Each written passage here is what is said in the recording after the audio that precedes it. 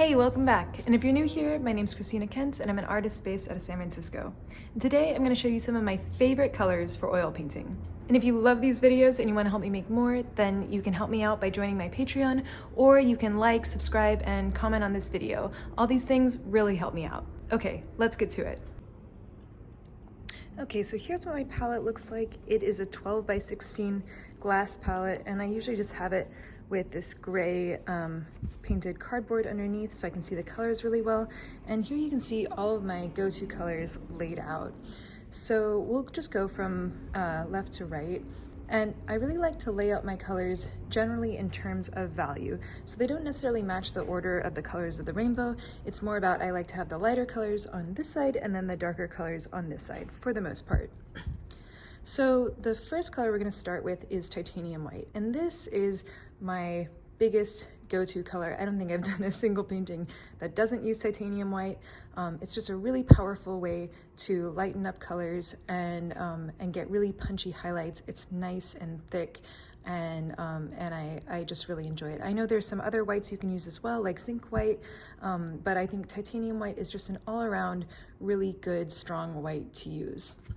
And then next I use Naples yellow light. And Naples yellow light, it's I use it similarly to how I use titanium white to lighten up a lot of my colors, but I like how it's a little bit, it has more of this yellowy tone to it. It's warmer, and so I find that it can be a nice way to lighten up colors without dulling them in the way that titanium white can kind of make the colors duller and more pastel. I feel like Naples yellow light, it keeps the colors a little bit more saturated and a little bit warmer while also making them lighter. Then I really like cadmium yellow, and for my yellows in general and for a lot of my warm colors, for whatever reason I tend to gravitate towards more opaque yellows. So cadmium yellow I feel like is a strong opaque yellow compared to like lemon yellow or bismuth yellow. Those ones I struggle a lot more with in my paintings, and I think it has to do with their transparency. For whatever reason, I really like to have an opaque strong yellow, and cadmium yellow I feel like gets me there. I also really like to have yellow ochre. It's another opaque yellow, and I feel like yellow ochre, it's great for naturalistic painting, for painting landscapes, but it's also great for painting portraits.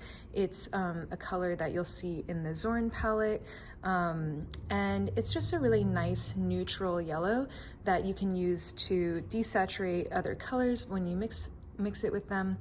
And like I said, it's good for landscape, plein air painting. I do a lot of painting of the Northern California landscape that has these golden hills, and I feel like yellow ochre is such a nice way to get those beautiful, complex gold colors.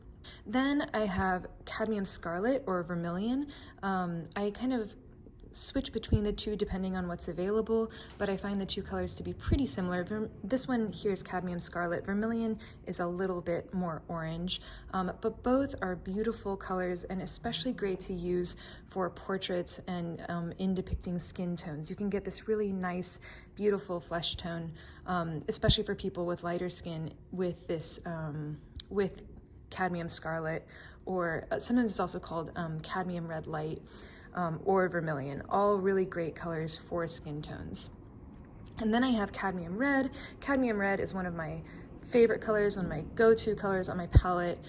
When I'm doing a very limited palette, I usually have titanium white, cadmium yellow, cadmium red, and ultramarine blue. So cadmium red is just a big staple on my palette. And like cadmium scarlet or cadmium red light, cadmium red medium, I guess you could say, is just a really nice all-around color. I often mix it with ultramarine blue to make a complex, very dark, almost black color, but I also just really like it for just its power and its punchiness and getting really saturated notes, especially in portraits. Next, I have alizarin crimson. I didn't have alizarin crimson on my palette for a very long time, but then I started wanting to bring more nice purple tones into my paintings, and with cadmium red, it's really hard to get a complex and beautiful and saturated purple. So I like to have alizarin crimson because it gives me that option to have purples. I noticed a lot of the naturalistic paintings I do actually don't use the color purple, so for a long time I was able to get by without it. But as I've been painting a broader variety of subject matter, I found it really nice to have on my palette. And then the next one, it's kind of hard to see, but this is sap green. It's very dark, deep, transparent green, and I really like it for landscape painting, but I also use it sometimes to help desaturate my cadmium red, and I just find it's a really nice, versatile green color. Next, I have vermilion, which is also just a beautiful color.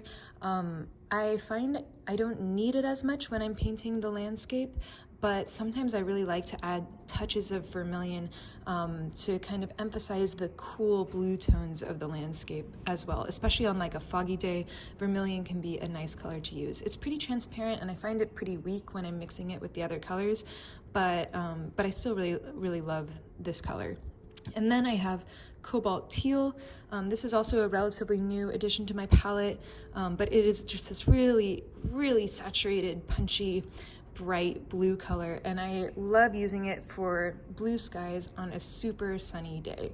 Now, I don't use it right out of the tube. I'll mix it with other colors because I'm not going for that much of an exaggerated blue color, but it is just a really beautiful, powerful blue that I like to use when I want to emphasize that effect. And then finally, the last color I have on my palette is ultramarine blue. Like I said, that's one of my go-to colors for the limited palette. I use ultramarine blue all the time in pretty much every painting, and I just find it to be a really nice blue. It's not too strong like the cobalt teal or like a phthalo blue. It's a bit weaker. It mixes. It's a bit easier to mix with colors. I don't usually have to worry about overdoing it when I'm using ultramarine blue. And yeah, I just think it's a really solid go-to blue. And then one thing you'll notice, I don't have any black on my palette and I don't have any brown. I tend to like to mix the blacks and browns myself, but I have used it in the past, sometimes like experimenting with the Zorn palette, or sometimes if I'm plein air painting, it can be really nice to have a brown that I can quickly just grab and go. So sometimes black and brown will appear on my palette, but in general, these are usually my go-to colors. So yeah, this is what my palette looks like. I would love to hear in the comments if you use similar colors or what colors you like to use on your palette. What are your go-tos? What colors can you not live without? And if you like this video, please like, comment, and subscribe to my channel. That really helps me out. And a huge shout out to my supporters on Patreon. Thank you so much for making these videos happen. Thanks again for watching, and I'll see you in the next one.